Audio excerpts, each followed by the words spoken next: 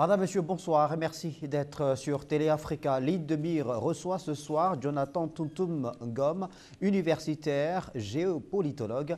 Avec l'ancien ministre de la République, nous aborderons la situation qui prévaut actuellement au niveau de l'Afrique de l'Ouest. On va jeter un regard à froid sur la situation géopolitique, cette zone de l'Afrique. Faisons le point évidemment sur l'actualité qui secoue le Mali avec cette désobéissance civile appelée de tous ses voeux par une coalition de partis politiques, d'acteurs de la société civile, avec à sa tête un imam conservateur, Mahmoud Dicko, qui refute la nomination de Boubou Cissé au poste de Premier ministre de la République du Mali. Une crise interne qui secoue donc l'Afrique de l'Ouest et la CEDEAO qui appelle donc à la démission d'une trentaine de députés issus donc de la dernière élection législative, une situation inédite dans ce pays, malgré évidemment le fait que les présidents des pays de l'Afrique de l'Ouest évidemment appellent au calme sous le regard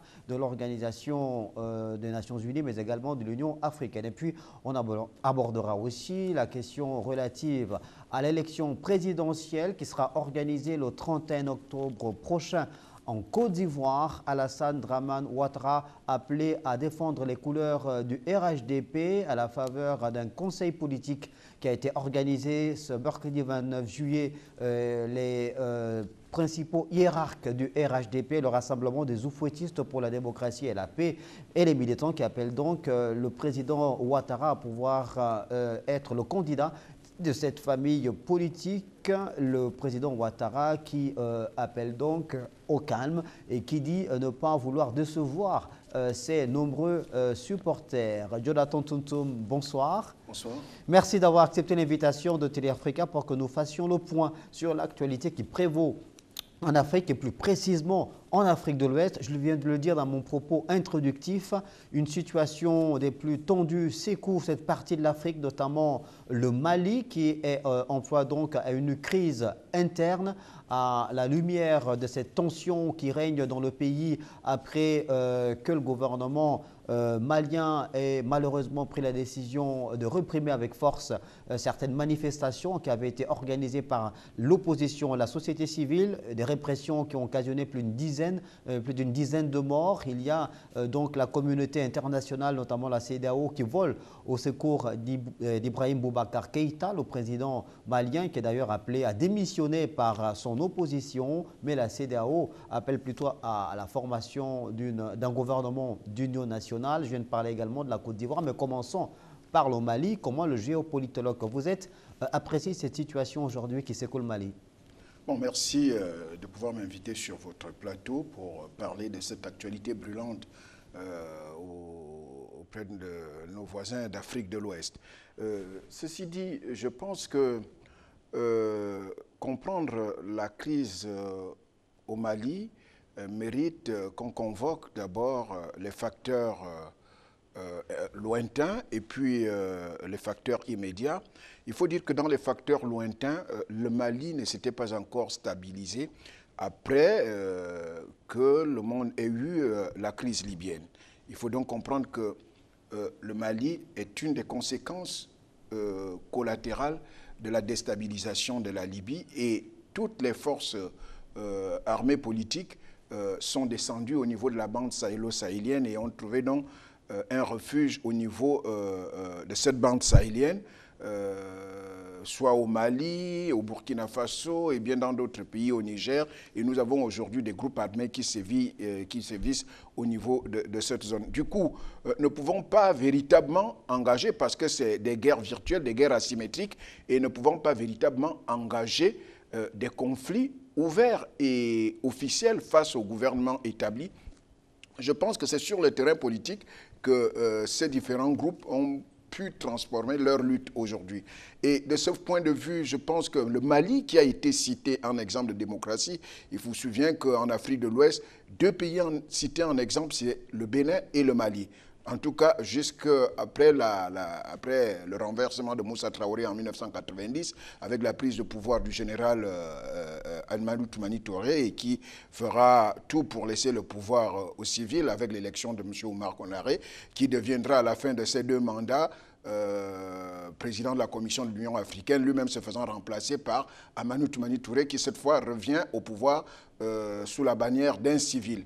Et jusque-là, tout était stable. Mais arrive donc cette crise libyenne, arrive donc le printemps arabe que nous avons connu autour des années 2013. Et du coup, je pense qu'à partir de là, les pays d'Afrique de l'Ouest, notamment à connotation musulmane, ont commencé à être déstabilisés. Et le Mali, il vous souviendra, le coup d'État qui fait partir Amadou Toumani Touré, 2012. de 2012, Amadou Toumani Touré, et l'escalade commence à ce niveau.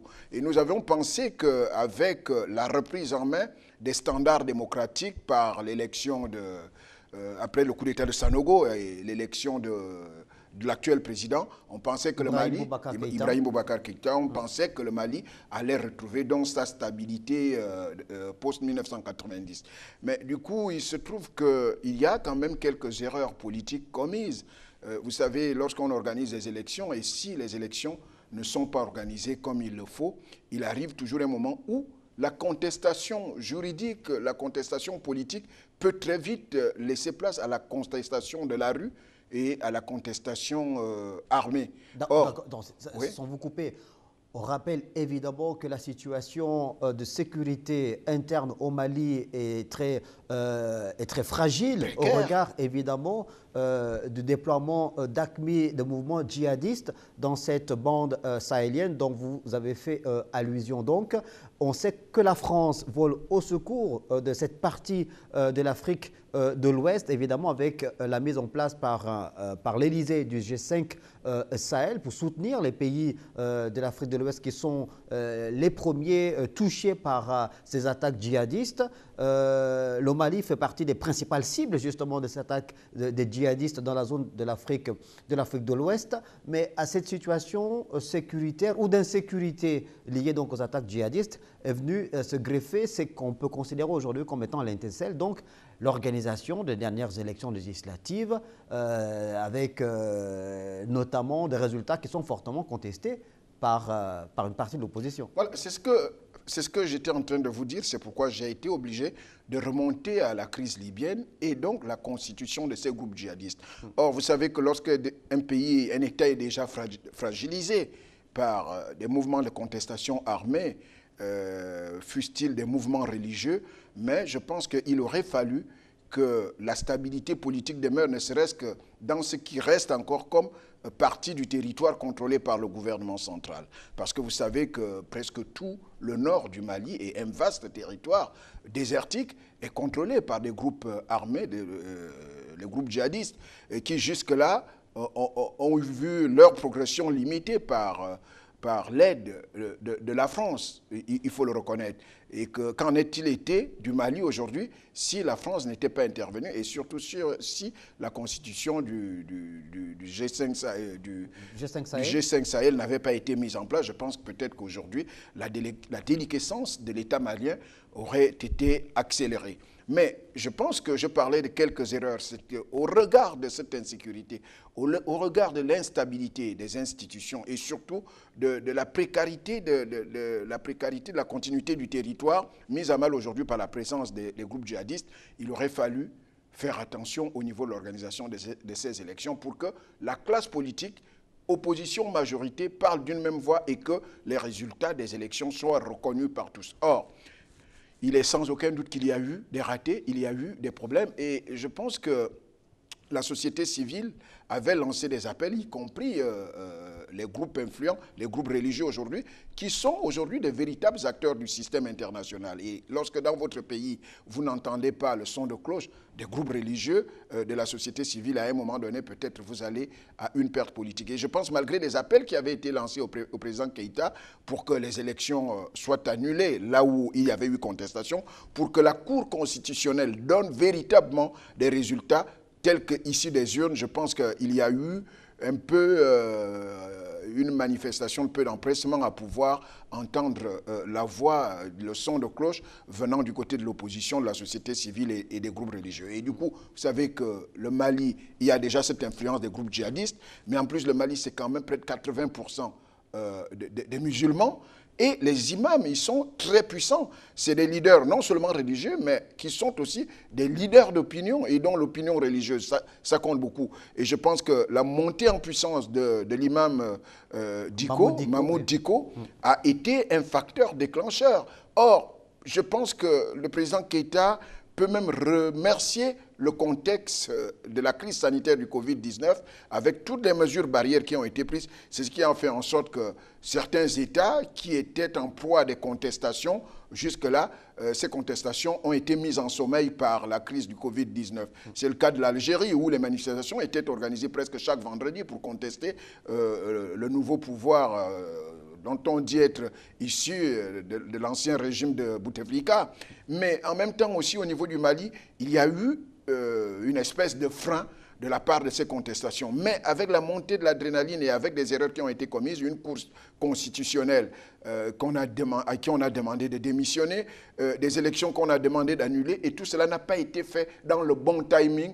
Est-ce qu'il a fallu qu'on attende que la pression monte dans la rue pour que finalement on daigne accéder à ces revendications-là? Et voilà des erreurs. Et vous savez, ces erreurs en politique, ça se paye cash dans un climat où il y a déjà des tensions comme celle que nous vivons au Mali. Alors, le Mali est donc l'épicentre des attaques djihadistes au niveau de l'Afrique de l'Ouest. Il y a la crise sécuritaire, donc on a dit, un pays qui est déstabilisé sur le plan de sa sécurité intérieure avec ces attaques djihadistes depuis plus d'une décennie maintenant. Alors, à cette crise vient se greffer donc une crise politique interne, la crise sanitaire liée à la Covid-19.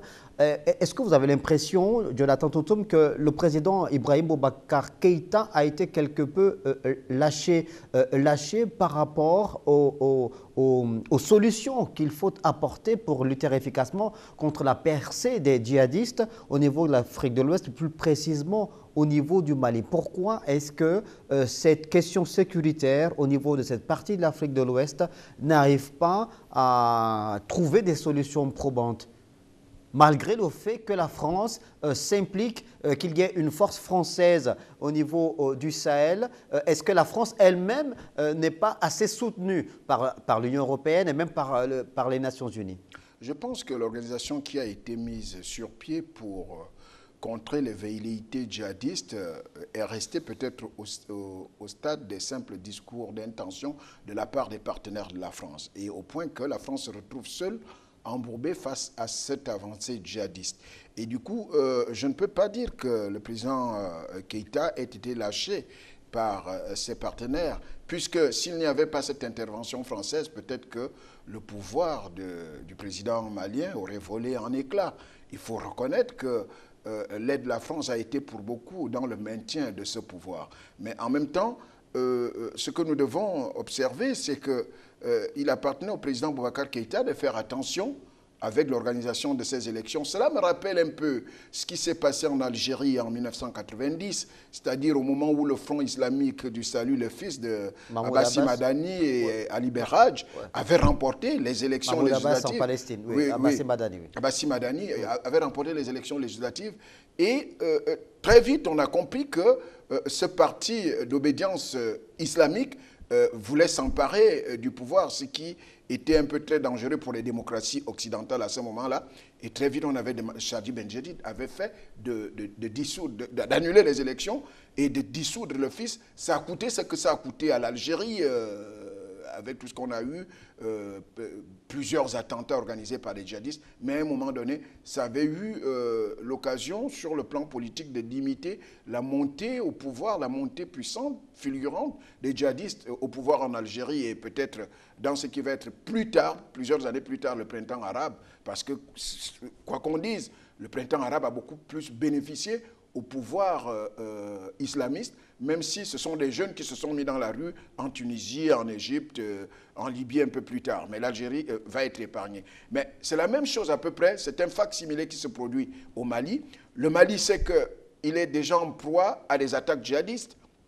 Il est le pays le plus touché, la principale cible des groupes djihadistes. Mais en même temps, je pense qu'il aurait fallu faire en sorte que la situation politique intérieure soit organisée de façon à ce que tout le monde tombe d'accord sur les règles du jeu. Or, c'est au niveau des règles du jeu, justement, que non seulement la société civile, l'opposition et puis les groupes religieux accusent le pouvoir de Boubacar Keïta d'être un pouvoir faible face aux djihadistes, face aux mesures à prendre par rapport à l'intégrité du territoire mali, qui est presque abandonné, dont une partie est abandonnée aux djihadistes, où les enfants ils ne vont plus à l'école, l'agriculture n'est plus pratiquée.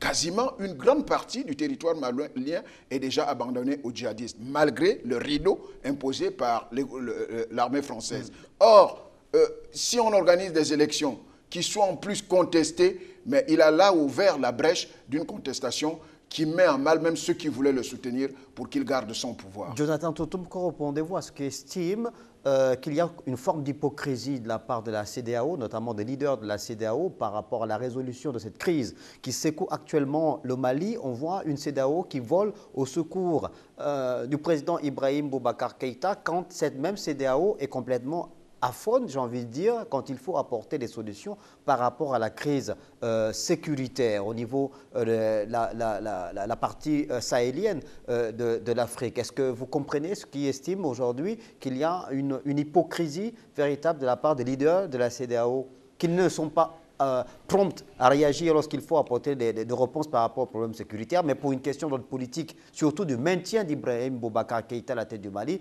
la CEDEAO est présente?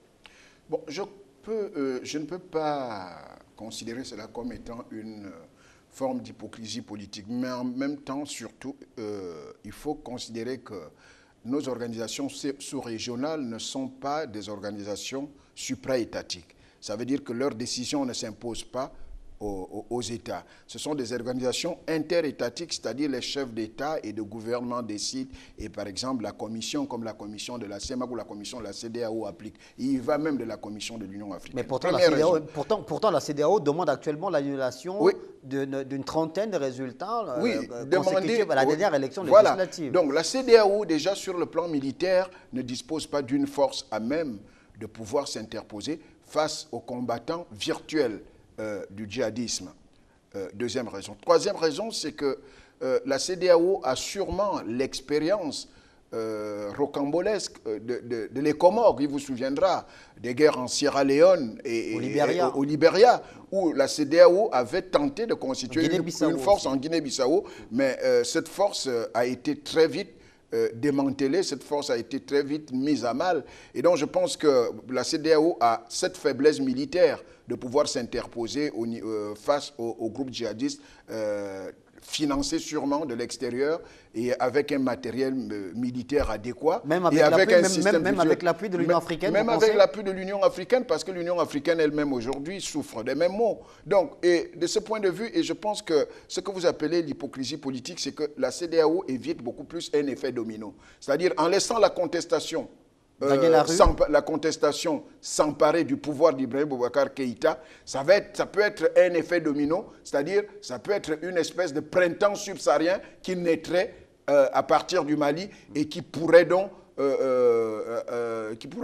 emporter tous les régimes aujourd'hui en Afrique de l'Ouest qui sont contestés. Vous savez qu'il y a déjà ce problème au Mali, il y a le problème en Guinée-Conakry où le professeur Alpha Condé a soumis à l'appréciation du peuple guinéen un texte constitutionnel qui n'est pas le même au référendum, qui n'est pas le même que celui qu'il a promulgué et dont il y a eu une espèce, selon la classe politique guinéenne, une espèce de fraude. Donc, toutes ces contestations-là mettent à mal un peu les partenaires de l'Afrique, notamment l'Union européenne, les pays de l'Union européenne, les pays de l'Amérique du Nord, notamment les États-Unis, qui peuvent faire des efforts, mais à un moment donné, qui doivent aussi respecter les questions du droit international et que s'ils n'ont pas de mandat de la part de l'ONU, du Conseil de sécurité pour pouvoir intervenir, ça pose un peu de problèmes d'ingérence au niveau des États. Mais puisqu'il n'y a pas encore la question du droit à l'ingérence humanitaire, et de ce point de vue, ces pays sont donc laissés à eux-mêmes et permettre à ce que la rue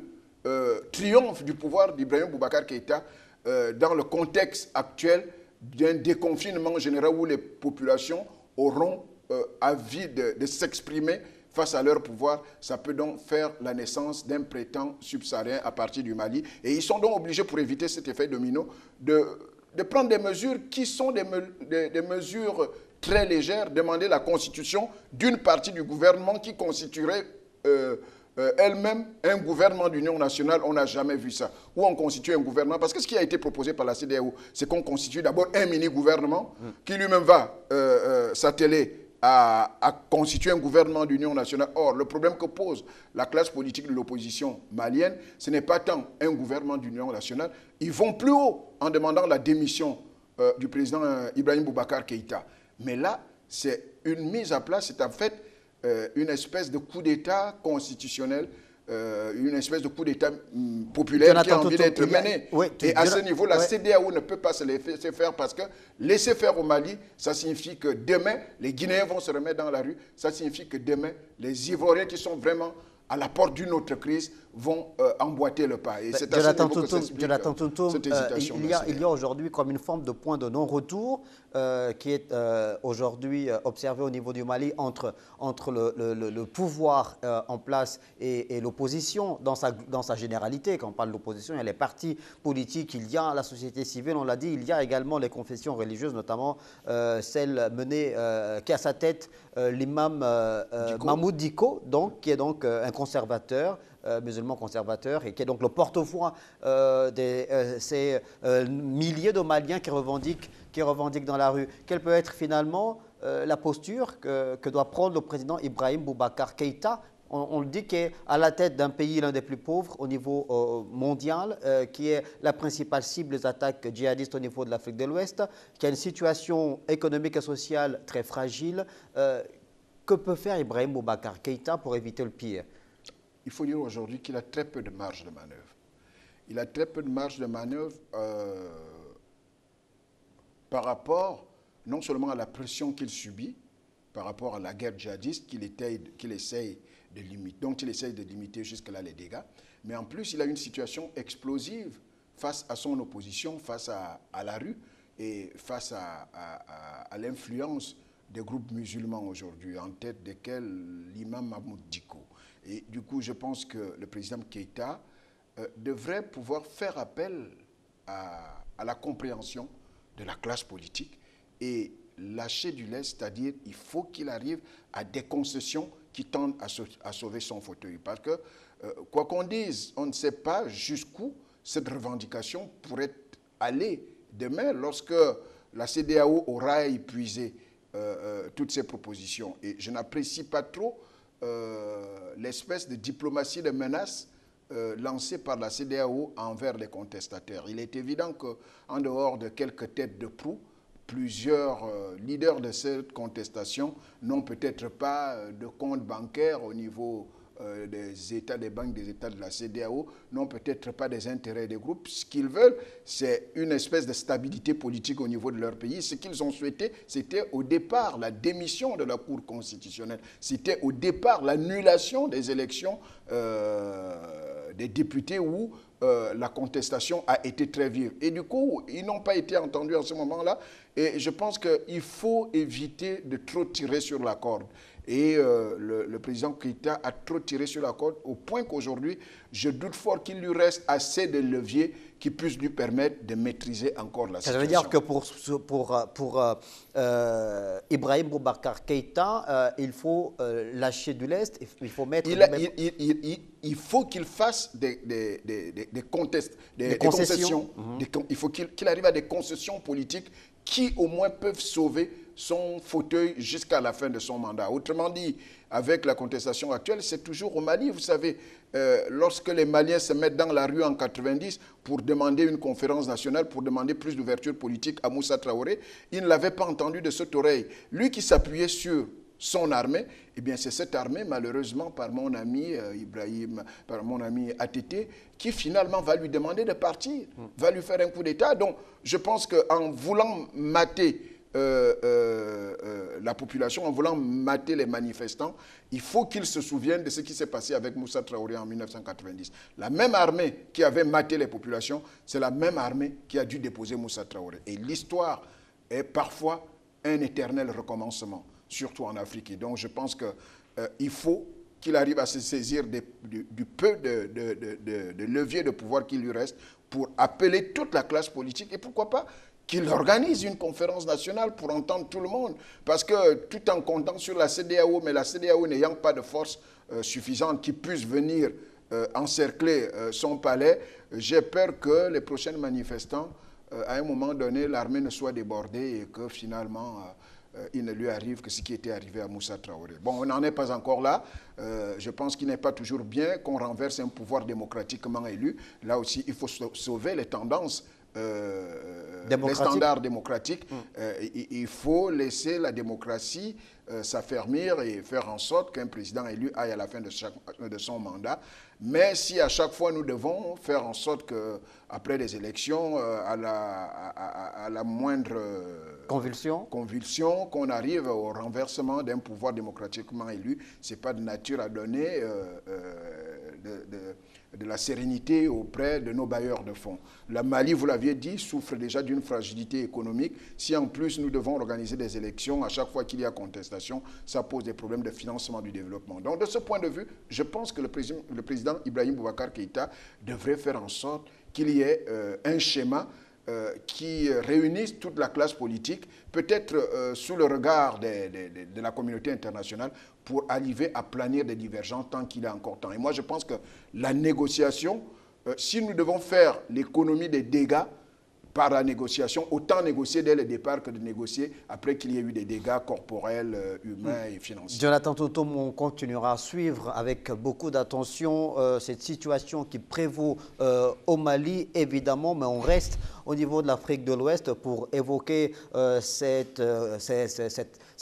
grand rassemblement du RHDP, le rassemblement des Oufouettistes pour la démocratie et la paix, ce mercredi 29 juillet. Donc le RHDP qui appelle de tous ses voeux Alassane Dramane Ouattara à se présenter à la tête de cette famille politique lors de la présidentielle ivoirienne qui sera organisée le 31 octobre prochain. Vous suivez avec beaucoup d'attention cette situation qui prévaut actuellement en Côte d'Ivoire, quelques jours après le décès de l'ancien Premier ministre Amadou Gon Coulibaly, qui avait été désigné le 12 mars 2020 candidat du RHDP après qu'Alassane Ouattara ait annoncé le 5 mars son intention de passer la main à une nouvelle génération, mais malheureusement il y a eu cet acte qui est venu bouleverser quelque peu le schéma dessiné par l'actuel président de la Côte d'Ivoire, le décès d'Amadou Gon Coulibaly, Alassane Ouattara, donc qui devrait ou qui pourrait être le candidat du RHDP. Alors, est-ce que vous pensez que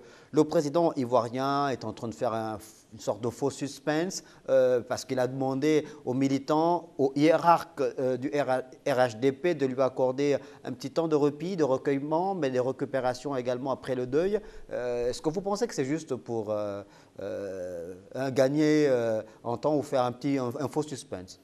Je pense qu'en Côte d'Ivoire, si nous ne sommes pas en plein bluff politique, ça y ressemble.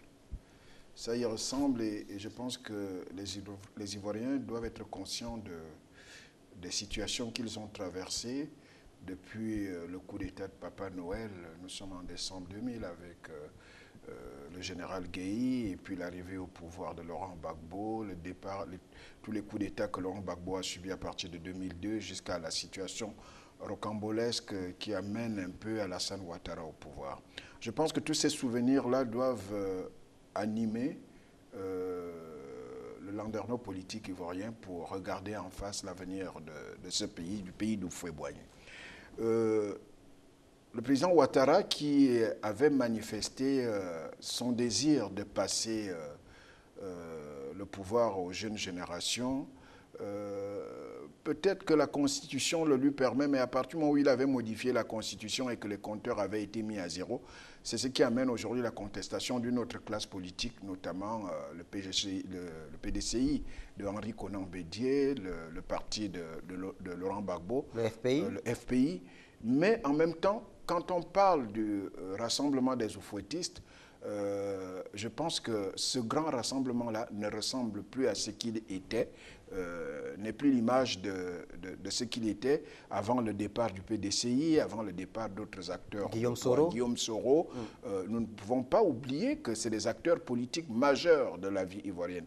Et d'ailleurs, je me demande si le Guillaume Soro n'avait pas fait déclencher la rébellion du nord de la Côte d'Ivoire, est-ce que le président Ouattara serait arrivé au pouvoir? Donc, un ensemble de facteurs croisés qui me laissent penser que la Côte d'Ivoire s'avance à des lendemains encore difficiles. Et je ne crois même pas que cette élection pourrait se tenir en octobre, puisque au regard de l'accélération des événements, au regard de l'hésitation du président Ouattara lui-même, à un moment donné, il a le sens de la parole donnée.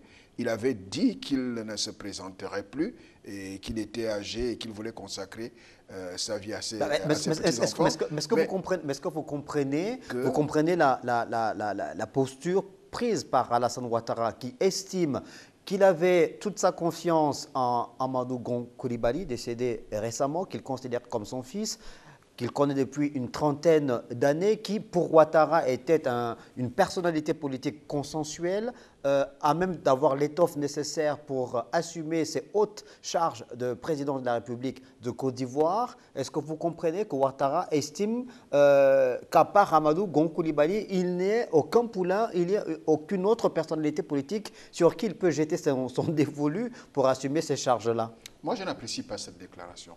Je ne pense pas que pour un pays comme la Côte d'Ivoire, je ne pense pas pour un grand parti comme le Rassemblement des oufouettistes, qu'il y ait un seul à avoir été détecté pour assumer les hautes charges de l'État. Et là aussi, ça peut être peut-être une erreur politique, parce qu'il faut compter avec les aléas de la vie. Vous préparez un poulain, mais si maintenant la nature décidait autrement, comme la nature l'a décidé par rapport au Premier ministre Gon Coulibaly, paix à son âme, qu'est-ce qu'on fait? Donc, je pense que le président Ouattara, qui est quand même un professionnel de la politique, devait donc se rendre compte qu'en préparant sa succession, sans pour autant le faire savoir, il aurait jeté son dévolu sur 2, 3 ou 4 acteurs de la classe politique ivoirienne pour essayer de faire un remplacement numérique au cas où il y aurait un événement, disons, incompréhensible ou imprévisible qui intervienne. Mais le fait de dire qu'on a préparé qu'Amadou Gon Coulibaly, alors qu'il y a pas mal de cadres, pas mal d'intellectuels, pas mal d'hommes de terrain au sein de cette famille politique, me laisse quand même un peu dubitatif. Cela peut ressembler à faire croire, selon une certaine classe politique ivoirienne, qu'un président est quand même quelqu'un de mieux renseigné. C'est la personnalité la mieux renseignée de l'État. Mais est-ce qu'il n'y avait pas eu parfois des bulletins de santé qui prouvaient la fragilité du Premier ministre disparu? Auquel cas, est-ce que ça ne pouvait pas ressembler à quelque chose qu'on sait qui allait se produire et que finalement qu'on soit préparé à rebondir par la suite? Je ne comprendrai pas cela. Mais toujours est-il que moi je me dis l'hésitation actuelle du président Ouattara n'a plus sa raison d'être. Tout ce qui est en train d'être organisé, c'est pour qu'il revienne sur la scène. Et comme il avait dit que si, de l'autre côté, les gens de même génération que lui, si ces gens se présentaient, notamment il parlait du président Henri Konan Bédié, il parlait de Laurent Gbagbo s'il sortait de prison, et bien, que si eux ils se présentaient, lui aussi allait se présenter. Et je pense que c'est face à ce cas de figure, c'est ce cas de figure auquel nous faisons face aujourd'hui. Ce qui est sûr, c'est qu'il devra prendre rapidement la décision, non seulement pour rassurer les investisseurs qui attendent et qui ont peur du climat socio-politique actuel en Côte d'Ivoire. D'un retour des vieux démons. D'un retour des vieux démons. Et il faut qu'il rassure la communauté internationale en prenant la décision soit de se présenter, tout le monde prendrait acte, soit de ne pas se présenter. Mais la lecture de ce qu'on voit aujourd'hui, c'est que le président Alassane Ouattara est comme dans une forme d'embarras manifeste. Non seulement il a du mal à désigner un autre poulain qui défendrait les couleurs du RHDP pour la présidentielle de 2020, le 31 octobre prochain, mais en plus, il a du mal à désigner un Premier ministre, puisque actuellement, c'est à nouveau Ahmed Bakayoko qui assume les fonctions de Premier ministre par intérim. Pourquoi est-ce que c'est aussi difficile, aussi compliqué pour Ouattara de désigner un Premier ministre qui assumerait pleinement les charges, non un intérim, comme le fait Ahmed Bakayoko, un candidat du RHDP? Mais je pense que la base du Rassemblement des oufouettistes a déjà été chauffée à blanc. Le président Ouattara se trouve aujourd'hui dans un étau où il a du mal à s'en sortir. D'abord, nommer un Premier ministre, les gens attendent Ahmed Bakayoko, les gens attendent Patrick Hachi. Et puis, il lui faut trancher. Vous savez qu'en Côte d'Ivoire, il y a la question du Nord, il y a la question du Sud, il y a la question de l'Est, il y a le problème entre les Bété, les Baoulés, il y a la question des Dioula, il y a la question entre les musulmans et les chrétiens et les animistes. Tous ces différents critères-là, à un moment donné, je pense qu'il les met sur la table et aucune hypothèse ne lui est probable pour pouvoir garantir la stabilité aujourd'hui. C'est ce qui peut expliquer cette hésitation. Autrement dit, si le Premier ministre se trouve être Ahmed Bakayoko, qui est un musulman, proche de sa région, et que lui-même se remette à être candidat, il est sûr de perdre une bonne partie de l'électorat chrétien, de l'électorat baoulé, de l'électorat Bété, de l'électorat du Sud et bien d'autres pays. Donc je pense que toutes ces cartes-là, il les a en main, mais en plus, il y a le devenir de la Côte d'Ivoire face aux investisseurs. Vous savez que la communauté internationale a perdu beaucoup d'argent pour stabiliser la Côte d'Ivoire. On précise quand même que... Il a tout ce poids sur les épaules pour pouvoir décider. Mais très vite, il aura décidé, très vite, il aura rassuré le monde et il a ses cartes en main pour pouvoir décider. On précise quand même que, puisque vous faites allusion à la santé économique de ce pays de l'Afrique de l'Ouest, qui est quand même le fer de lance dans l'espace UEMOA, c'est bien la Côte d'Ivoire. Vous savez qu'en Côte d'Ivoire, le port de San Pedro, le port d'Abidjan, une instabilité en Côte d'Ivoire n'engage pas seulement la Côte d'Ivoire. Il y a le Burkina Faso, il y a le Mali, dont les voies exutoires sont le port de San Pedro et le port d'Abidjan. Et du coup, une fois la Côte d'Ivoire rentre dans l'instabilité, les pays enclavés au niveau de l'Europe de l'Ouest, enfin ce qu'on appelle le golfe de Guinée géopolitique, notamment le Mali, le Burkina Faso, vont être sérieusement gênés comme lors des précédentes crises. Or, le port d'Accra est très loin, le port du Bénin, le port de Lomé sont très loin. Et ça fait qu'une fois ces ports sont presque fermés par une crise, eh bien, les importations et les exportations au niveau du Mali, au niveau du Burkina Faso, au niveau de bien d'autres pays, notamment le Niger, eh bien, il y a, avec le contexte du Covid-19 aujourd'hui, on ne sait pas à quel moment ce contexte, enfin, cette crise sanitaire va s'arrêter. Et si en plus la Côte d'Ivoire rentrait dans une instabilité, on arrive à un super enclavement de ces pays déjà enclavés. Et du coup, on ne sait pas trop comment ça peut aller. C'est-à-dire une crise politique en Côte d'Ivoire pourrait accélérer la crise économique au Burkina Faso, au Mali, qui est déjà englué dans cette crise politique. Et très rapidement, on peut avoir, et le Burkina Faso s'apprête à se rendre aux élections, on peut avoir très vite une situation plus qu'explosive. Et donc, je pense qu'aujourd'hui, le président Alassane Ouattara a non seulement le destin de la Côte d'Ivoire en main, mais il a en plus le destin des États de la CEDEAO. Alors, Alassane Dramane Ouattara est une personnalité politique, un homme politique, un homme d'État de premier rang sur le continent africain, qui est un grand économiste. On lui donne des bons points par rapport à la situation économique de la Côte d'Ivoire aujourd'hui, dont on dit que depuis près d'une décennie maintenant, a une croissance de près de 2 chiffres. Voilà, près de 2 chiffres, de 8 points chaque année. Donc, il y a les résultats économiques qui parlent en sa faveur. Qui parlent pour lui. Donc, il a son expérience politique. Est-ce que vous ne pensez pas que... à cela, évidemment, vient se greffer ce tableau que vous venez de décrire sur le plan géopolitique, interne et externe à la Côte d'Ivoire, à la lumière de contexte ouest-africain. Est-ce que ce ne sont pas des éléments qui suffisent pour qu'on considère qu'Alassane Ouattara est l'homme de la situation au sein du RHDP, malgré son âge, 76 ans, je crois. Oui, il peut être considéré comme le moindre mal aujourd'hui.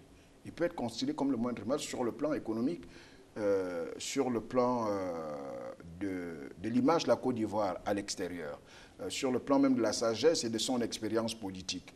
C'est quelqu'un qui a été directeur adjoint du FMI, qui a un carnet d'adresses suffisamment étoffé, mais en même temps, c'est au niveau politique interne et par rapport à sa parole donnée face à ses pairs de la classe politique ivoirienne qu'il y a un problème. Mais on doit reconnaître que... on peut lui accorder le bénéfice du doute. On doit reconnaître que le bilan socio-économique en Côte d'Ivoire est des plus reluisants parmi les États africains de ces 10 dernières années, avec un taux de croissance de 2 chiffres, avec des réalisations infrastructurelles enviables au niveau des autres pays de la sous-région.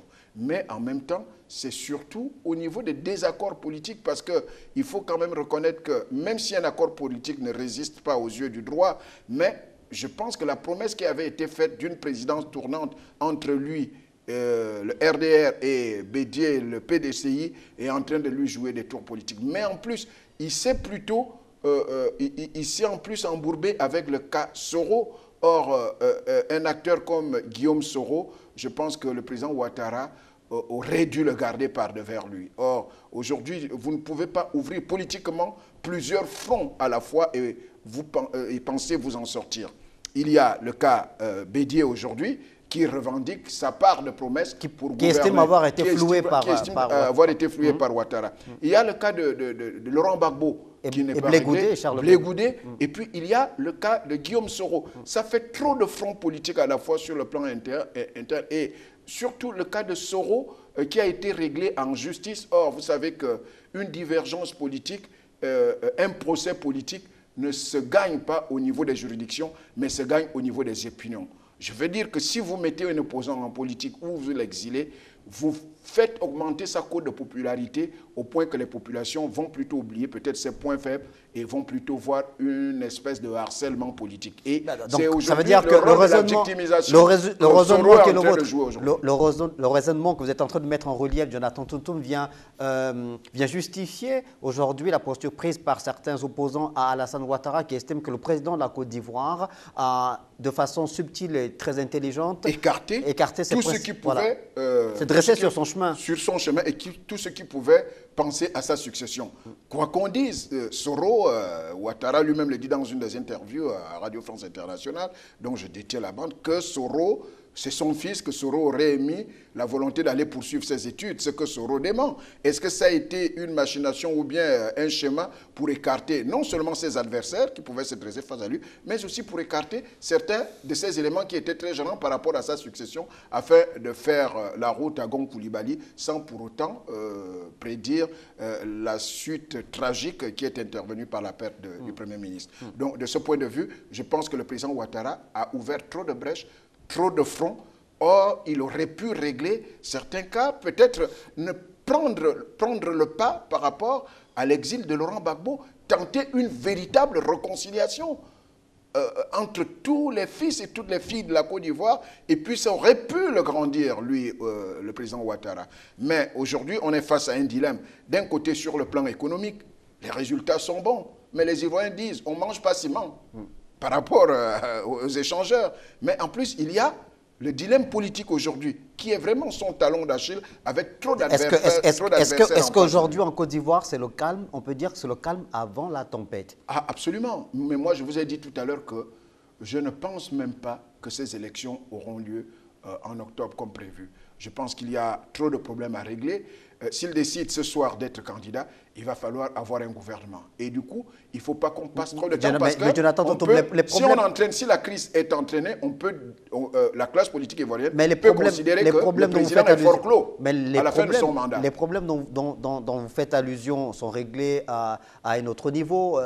La CPI s'occupe de régler le problème de Charles Blé Goudé et de Laurent Gbagbo. Aujourd'hui, Guillaume Soro est en exil, exil politique. De quel problème voulez-vous parler? Puisque en interne, il y a quand même une vie politique qui se déroule dans la légalité. La vie est organisée à son cours normal sans qu'il y ait un quelconque problème. Donc. Vous savez qu'après le premier coup d'État de IB, qui était un des chefs rebelles qui ont accompagné Soro, tous étaient en exil au Burkina Faso. La vie constitutionnelle se déroulait normalement, les institutions fonctionnaient jusqu'à ce voyage à Rome du président Laurent Gbagbo. Qu'est-ce qui est arrivé par la suite? C'est une tentative de coup d'État. Donc, vous savez, chez nous, moi je suis d'une région qui pense que lorsque vous aviez été mordu par le serpent du pied gauche, ben, le pied droit prend peur. Donc, ce qui est arrivé à Laurent Gbagbo alors que le fonctionnement institutionnel était de mise, peut aussi arriver. Le fait que, vous savez, vaut mieux avoir ces opposants politiques à l'intérieur de votre territoire pour mieux les contrôler. Mais quand ils sont à l'extérieur, quel que soit ce que vous dites, les uns sont à la CPI, qui ne sont plus emprisonnés. Mais Guillaume Soro est en France, en exil en France. On ne connaît jamais ses contacts, on sait qui est Guillaume Soro. Et rien ne dit que tous ceux qui sont en Côte d'Ivoire sont pour l'exil de Guillaume Soro. Mais moi, j'ai envie de dire que les acteurs politiques, tant qu'ils bénéficient, par exemple, d'une liberté de mouvement, sont capables de vous sortir quelque chose d'imprévisible. Et je pense que le mieux serait qu'on organise une espèce de retrouvaille entre tous les fils de la Côte d'Ivoire, réconcilier tous ces fils, que de vouloir faire en sorte comme s'il n'y avait rien, parce que l'Assemblée est mise en place, parce que le gouvernement va être constitué, parce que toutes les autres institutions fonctionnent. Mais Jonathan Toutoum, il est impossible qu'il y ait ce grand conclave-là tant que Laurent Gbagbo, Charles Blé Goudé et Guillaume Soro sont hors du pays. C'est simplement pas possible. Justement, vous ne dites pas quelque chose. Tant qu'ils sont hors du pays, mais il faut créer les mécanismes pour que ceux qui sont hors du pays retrouvent le pays. Les lois sont faites par les hommes pour les hommes. Et ces lois peuvent être défaites par les hommes et pour les hommes. Donc, de ce point de vue, vous savez, la Côte d'Ivoire, tant qu'il n'y aura pas cette véritable réconciliation entre d'un côté Guillaume Soro, de l'autre côté Blé Goudé et Laurent Gbagbo, et puis les deux anciens, les deux sages qui restent au pays, d'un côté le président Alassane Ouattara et le président Henri Konan Bédié, la Côte d'Ivoire sera dans une instabilité existentielle. C'est-à-dire, on a un calme apparent, mais un calme qui, à tout moment, peut être rompu. Les équilibres peuvent être rompus. Et je pense que c'est ce qui explique aujourd'hui le malaise qui est celui du président Ouattara, non seulement de devoir prendre une décision, parce qu'il sort d'un deuil, il a perdu un de ses fils spirituels qui devait lui succéder à la tête de l'État, mais en plus, il a du mal à nommer un gouvernement qui ne soit pas un premier ministre. Un premier ministre pour constituer un gouvernement. C'est lui qui nomme le gouvernement, bien entendu. Il s'est séparé de son vice-président de la République, Kablan Degan, qui avait quand même été... qui a démissionné, hein, il a démissionné. Oui, mais ils se sont séparés quand même. Oui, mais bon, il s'est séparé. À l'initiative de Kablan Duncan. Oui, mais il pouvait refuser la démission, puisque la démission avait été déposée plusieurs mois avant. Ce n'est que maintenant qu'il a accepté. Il aurait retardé cette démission. Il a retardé cette démission. Mais, donc, quand on se sépare d'autant d'acteurs qui vous ont entouré dans la prise de pouvoir, ce n'est jamais gage de stabilité de votre pouvoir. Regardez un peu tous ceux qui ont eu le pouvoir. Ou bien quand vous êtes un acteur politique, on vous prend un repère pendant un certain temps. Si en 1990, vous êtes en l'an 2020, mais vous n'avez plus aucun acteur à vos côtés qui vous ont accompagné depuis votre marche vers le pouvoir, à un moment donné, c'est vous qui êtes traité d'instable et un tout petit peu d'ingrat envers ceux qui vous ont fait roi. Et quand ils partent à vos côtés, quand ils rejoignent d'autres cieux, vous ne savez jamais ce qu'ils préparent. Jonathan Toutoum, cette année 2020, une bonne partie des pays de l'Afrique, de l'espace francophone, hein, au sud du Sahara, vont célébrer les 60 ans de leur indépendance. On reste dans cette actualité relative à l'Afrique de l'Ouest. Donc 60 ans d'indépendance pour la plupart de ces pays de l'espace francophone au niveau de l'Afrique, entre l'Afrique de l'Ouest et l'Afrique centrale. Henri Konan Bédié est donc candidat à la présidentielle du 31 octobre prochain en Côte d'Ivoire. Il a 86 ans, au-delà des 60 ans d'indépendance de la Côte d'Ivoire. L'actuel président ivoirien Alassane Dramane Ouattara a 74 ans, je crois. Au-delà des 60 ans d'indépendance donc de la Côte d'Ivoire, est-ce que l'âge du capitaine fait vraiment débat? Henri Konan Bédié estime que c'est un atout, l'âge en Afrique pour un chef. C'est l'expérience, c'est la sagesse. Que répondez-vous? Comment vous analysez? Comment vous comprenez vous analysez cette situation des chefs d'État ou des acteurs politiques en Afrique qui ont des âges canoniques? Toute étude géopolitique doit se nourrir de comparaisons. Je ne sais pas si le président Bédié a comparé l'âge des chefs d'État africains à l'âge des chefs d'État et de gouvernement européens aujourd'hui. Eux qui sont les pays les plus avancés. C'est fini à l'époque où on pensait qu'en Europe, par exemple, on venait à ouvrir sa carrière politique à partir de 55-60 ans. C'est le cas de François Mitterrand et bien d'autres, les Jacques Chirac, qui sont arrivés là, ils avaient un certain âge. Mais aujourd'hui, en Europe, nous avons non seulement la percée de l'extrême droite, mais aussi la percée des classes sociales au sein du pouvoir. Et des minorités. Et des minorités.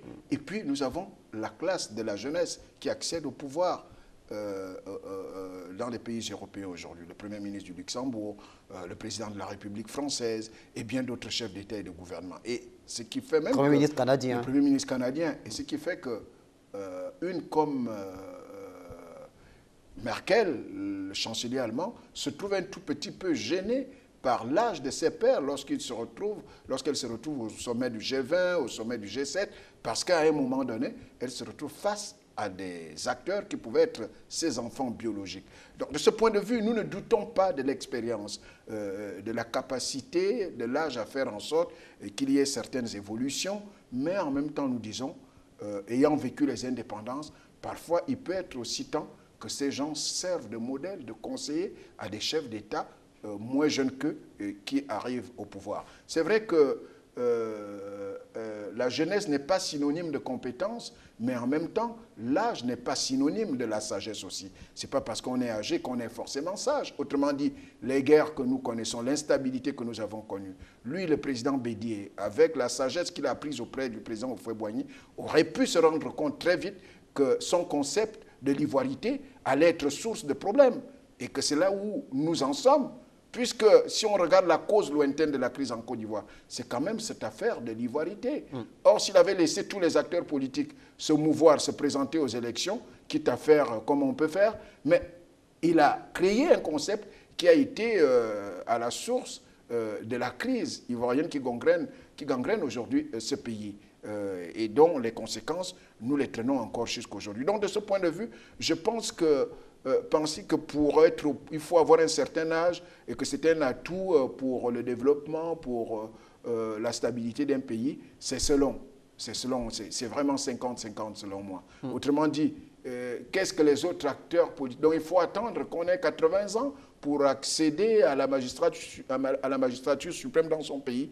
Je pense qu'à ce niveau, je reste dubitatif quant à cette affirmation. Ce qu'il doit dire, c'est que lui, Henri Konan Bédié, sage de la Côte d'Ivoire, ayant eu une expérience auprès du président Félix Houphouët-Boigny, n'est jamais allé au terme de son mandat. Et que ça lui reste en travers de la gorge pour pouvoir assumer ce qui lui avait été arraché par la bande IB lorsqu'il le renverse pour installer au pouvoir le général Gueye. Voilà le problème. Mais des questions d'âge, on n'est pas forcément compétent parce qu'on est âgé ou on n'est pas forcément compétent parce qu'on est moins âgé. Mais ce qui compte, c'est les aptitudes et surtout l'appréciation qu'on a de la gouvernance de l'État.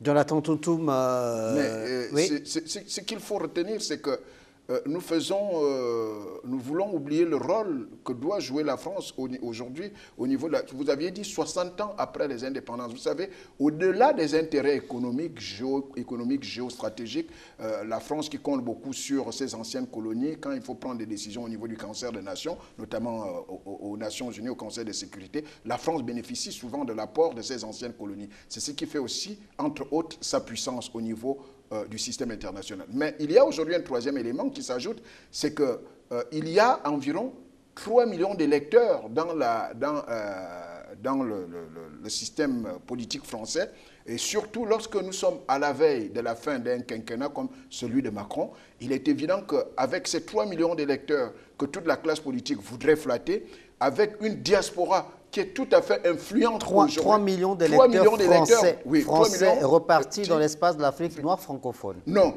3 millions d'électeurs qui élisent le chef d'État, qui prennent part aux élections en France, mais d'origine africaine.